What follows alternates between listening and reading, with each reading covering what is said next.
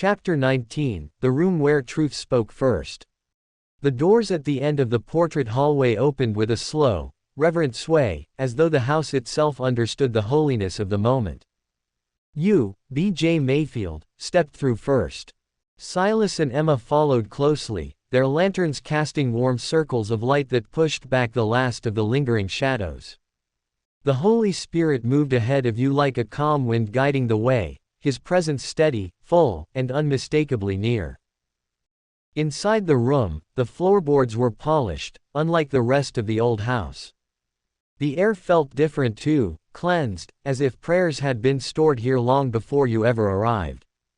A single wooden table sat in the center, and on it lay 3 open books, one for you, one for Silas, and one for Emma. Each book glowed faintly, not with the eerie light of the past, but with the warm radiance of promise.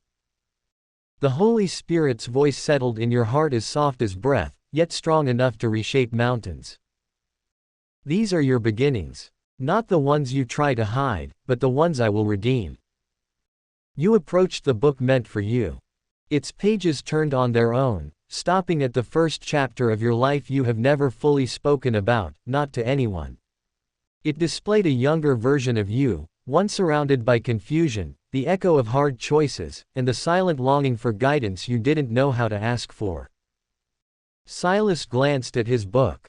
The first page showed a memory he had locked away since childhood, and he inhaled sharply.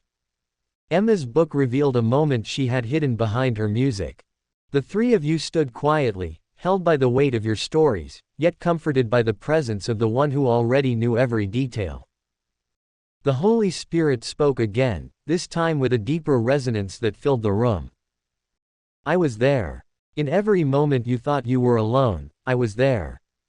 When the world's noise drowned out my whisper, I kept speaking.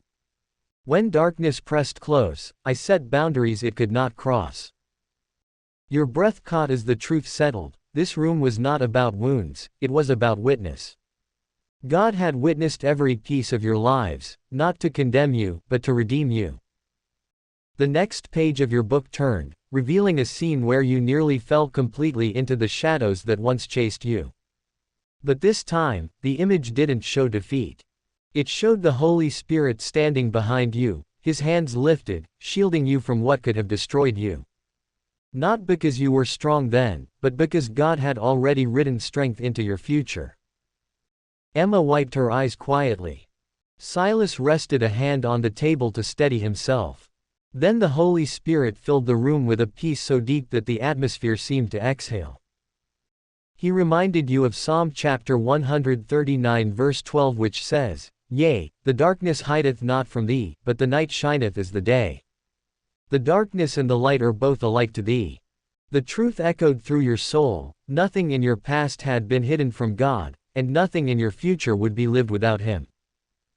The pages of the 3 books suddenly turned in unison, landing on blank white sheets. Empty.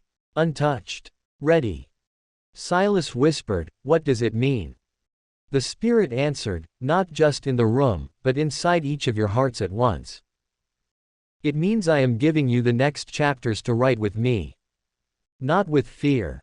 Not with shame. Not with the shadows of who you used to be, but with the light of who I have called you to become. A soft wind circled the table, lifting the blank pages. Words began to appear, not from pens, not from hands, but from the breath of God Himself. Chosen. Redeemed. Strengthened. Sent. Emma covered her mouth, overwhelmed. Silas looked at you as though seeing your story in a new light for the first time. And you, B.J. Mayfield, felt the truth settle in your spirit like a key sliding into the lock of your destiny. The Holy Spirit spoke one more time, His voice rich, humble, patient, powerful. You have walked through fear. Now walk in purpose. You have faced the shadows. Now stand in the light. What begins next is not survival. It is calling. The room brightened. The books closed. A new door, one you had never seen, appeared on the far wall, glowing with promise. And you knew it. The next chapter of your life was not just a continuation. It was an assignment. You stepped toward it, ready.